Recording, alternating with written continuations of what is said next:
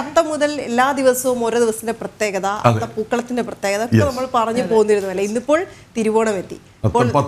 അതെ, അത്തം മുതലുള്ള എല്ലാ ദിനങ്ങളുടെയും പ്രത്യേകത വിവരിച്ചു നൽകിയത് വേദപണ്ഡിതൻ ആചാര്യ ഗോപാലകൃഷ്ണ വൈദികാണ്. ഇന്ന് തിരുവോണം നക്ഷത്രത്തിന്റെ പ്രത്യേകത, ഐതിഹ്യം എന്നിവ കൂടി അദ്ദേഹം വിവരിച്ചു നൽകും. അപ്പോൾ ഇന്ന് തിരുവോണമാണ്. നമ്മൾ 10 ദിവസമായി ആചരിച്ചു വരുന്ന വ്രതം ഇന്ന് സമാപിക്കുകയാണ്, അല്ലെങ്കിൽ സമാപിച്ചു. അപ്പോൾ വ്രതം സമാപിപ്പിക്കുന്നതിനാണ് നമ്മൾ സദ്യ, വിഭവസമൃദ്ധമായ സദ്യയോടെ അത് സമാപിപ്പിക്കുന്നത്. ഉത്രാടപ്പാച്ചിൽ എന്ന് നിങ്ങൾ കേട്ടിട്ടുണ്ടാവും. ഉത്രാടത്തിന് വലിയ പാച്ചിലാണ്. അമ്മമാരും ഒക്കെ തകർത്തു വെച്ച് ഓട്ടം ഓടും, കാരണം അടുത്ത ദിവസം സദ്യയാണ്. അപ്പോൾ തിരുവോണത്തിൻ്റെ അന്ന് നമ്മൾ നമ്മുടെ വ്രതം സമാപിപ്പിച്ച് നമ്മുടെ ആഘോഷങ്ങളും ആചരണങ്ങളും ഒക്കെ സമാപിപ്പിക്കുന്ന ദിവസമാണ്. അപ്പോൾ ഇവിടെ പൂക്കളത്തെക്കുറിച്ചാണ് നമ്മൾ പറഞ്ഞുകൊണ്ടിരുന്നത് എന്നുള്ളത് കൊണ്ട് അത് മുഴുവനാക്കണം. ഏറ്റവും പുറമേയുള്ള കളർ കടും കളറായിരിക്കും. അത് അന്നമയ കോശത്തെയാണ് സൂചിപ്പിക്കുന്നത്. അതിനകത്തെ ഒരു വളയം പ്രാണമയ കോശത്തെയാണ് സൂചിപ്പിക്കുക. അതുകൊണ്ടത് അഗ്നിയുടെ കളർ വരണം. അതായത് ഒരുതരം കടുത്ത കാവി നിറത്തിലുള്ള പുഷ്പങ്ങളാണ് അതിനുപയോഗിക്കുക. അന്നമയം കഴിഞ്ഞാൽ പ്രാണമയം, പ്രാണമയം കഴിഞ്ഞാൽ അതിൻ്റെ ഉള്ളിൽ മനോമയ കോശമാണ്. അത് വെള്ള നിറത്തിലുള്ള പൂക്കളാണ് നമ്മളതിനുപയോഗിക്കുക.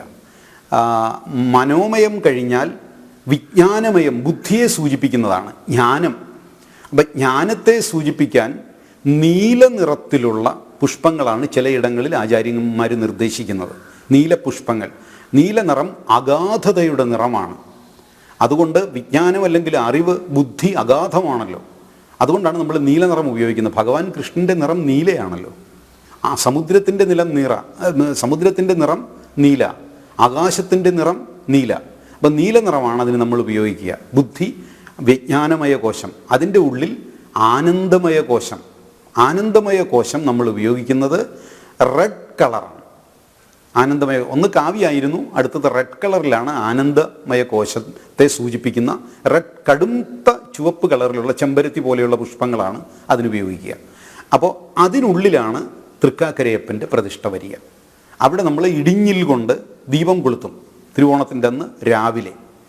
അങ്ങനെയാണ് ഈ പൂക്കളങ്ങൾ ഒരുക്കേണ്ടത്. ഇങ്ങനെയാണ് ചെയ്തിരുന്നത്. അത്രമാത്രം മനസ്സിലാക്കിയാൽ മതി. ചിലപ്പോൾ ഇപ്പോൾ ആധുനിക കാലത്ത് നിങ്ങൾക്കിത് കഴിഞ്ഞില്ല എന്ന് വരും. അത് പിന്നെ നിങ്ങളുടെ സാഹചര്യം അനുസരിച്ച് അഡ്ജസ്റ്റ് ചെയ്യുക. ഇങ്ങനെയാണ് നമ്മൾ പൂക്കളം ഇടുക. അപ്പോൾ ഇനി മറ്റൊന്ന് ശ്രദ്ധിക്കേണ്ടത്, ഈ പണ്ടൊക്കെ സദ്യ കഴിച്ചിരുന്നത് രാവിലെയാണ്, ഉച്ചയ്ക്കല്ല. പക്ഷേ ഇപ്പോൾ നമ്മൾ ചെയ്യുന്നത് ഉച്ചയ്ക്കാണ് സദ്യ കഴിക്കുക. അത് പണ്ട് ചെയ്തിരുന്നത് രാവിലെയാണ്. അപ്പോൾ ആയുർവേദ വൈദ്യന്മാർ പറയുന്നത് രാവിലെ വിഭവസമൃദ്ധമായി ഭക്ഷണം കഴിക്കുന്നതാണ് ശ്രേഷ്ഠമെന്നാണ്. അത് പരിഗണിച്ചാട്ടെ, പറ്റുമെങ്കിൽ ചെയ്താട്ടെ. പിന്നെ മറ്റൊന്ന് ശ്രദ്ധിക്കേണ്ടത്, പാൽപ്പായസം നിങ്ങൾ ഇന്നത്തെ സദ്യയിൽ ഉപയോഗിക്കരുതായിരുന്നു. പാൽപ്പായസം, പാലുകൊണ്ടുള്ള ഉൽപ്പന്നങ്ങൾ, പാൽപ്പായസം തൈരോ മോരോ ആണെങ്കിലേ പറ്റുള്ളൂ. പാൽപ്പായസവും ഉപ്പ്, പുളി തുടങ്ങിയ സാധനങ്ങളും കൂടെ ചേരില്ല. ശർക്കര പായസം മാത്രമേ സദ്യയ്ക്ക് ഉപയോഗിക്കാൻ പാടുള്ളൂ. പാലും മറ്റ് രസങ്ങളും കൂടെ ചേരില്ല. ഉപ്പ്, പുളി, എരി ഇതൊന്നും പാലിനോട് ചേരുന്നതല്ല. ശരീരത്തിന് വലിയ ഹാനി വരുത്തുന്നതാണ്. നമ്മൾ ഒരിക്കലും സദ്യയ്ക്ക് പാൽപ്പായസം ഉപയോഗിച്ചിട്ടില്ല. ഇപ്പോഴാണ് നമ്മളത് ഉപയോഗിച്ച് തുടങ്ങിയത്. ഇത് വളരെ ഹാനികരമാണ്. ശർക്കര പായസം മാത്രമേ ഉപയോഗിക്കാൻ പാടുള്ളൂ. കഴിയുന്നതും രാവിലെ സദ്യ കഴിക്കുന്നതാണ് ഏറ്റവും ശ്രേഷ്ഠം. അതിനകത്തെ പ്രധാനപ്പെട്ട വിഭവങ്ങൾ അതെല്ലാം കഴിച്ചിരിക്കണം. അതായത് പുളിശ്ശേരി, ചെറുപയർ, പപ്പടം, സാമ്പാർ, അവിയൽ, തോരൻ, ഉപ്പിലിട്ട ഇഞ്ചി, നാരങ്ങ, ഇതൊക്കെ ശ്രദ്ധിക്കണം. ഇതെല്ലാം നിർബന്ധമായും കഴിച്ചിരിക്കണം. ചെറുപയർ കൊണ്ടുള്ള പരിപ്പാണ് ഏറ്റവും ശ്രേഷ്ഠമാവുക. അത് നിർബന്ധമായിട്ടും കഴിച്ചിരിക്കണം. ഉപ്പേരി നിർബന്ധമായിട്ടും അത് കഴിക്കണം. 1-2 കഷണങ്ങൾ മതി, പക്ഷേ അത് നിർബന്ധമായും കഴിക്കണം. കാരണം അത് ആരോഗ്യവുമായിട്ട് നേരിട്ട് ബന്ധമുള്ള കാര്യങ്ങളാണ്. അവസാനം വൈകുന്നേരത്തെ വിഷ്ണു സഹസ്രനാമത്തോടെ നിങ്ങളുടെ വ്രതം സമാപിക്കുകയാണ്. അങ്ങനെയാണ് നമ്മൾ തിരുവോണാഘോഷം. അപ്പോൾ വൈകുന്നേരങ്ങളിൽ ഒരു കാര്യം ചെയ്യണം.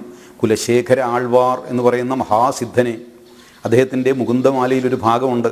ത്വദ്ഭക്ത, ഭഗവാനോട് പ്രാർത്ഥിക്കുക. ത്വദ്ഭക്ത ഭൃത്യ പരിചാരക ഭൃത്യ ഭൃത്യ ഭൃത്യസ്യ ഭൃത്യ ഇതി മാം സ്മര ലോകനാഥ. ഭഗവാനെ, അങ്ങയുടെ ഭൃത്യസ്യ, അങ്ങയുടെ ഭക്തൻ്റെ ഭൃത്യൻ്റെ ഭൃത്യൻ്റെ ഭൃത്യൻ്റെ ഭൃത്യൻ്റെ ഭൃത്യനായിട്ടെങ്കിലും മാം സ്മര, എന്നെ ഓർമ്മിക്കണേ. മാം സ്മര ലോകനാഥ.